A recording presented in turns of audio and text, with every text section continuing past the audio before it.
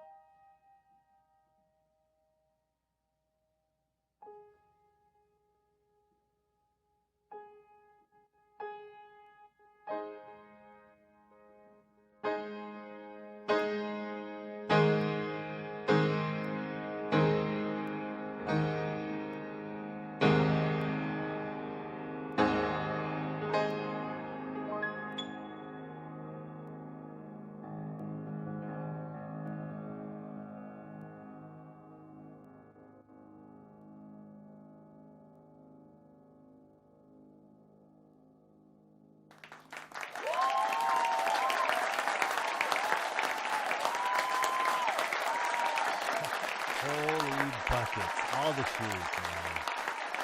All the shoes. That was incredible. Wait a minute. That was improv? Yeah. It was absolutely made up as I was going, including some, especially for me, very unexpected key changes, which is something that happens sometimes when you're improvising. And the trick is to make it sound like you did it on purpose. You have a gift, man. Thank you for sharing it with us. Absolutely. Anytime.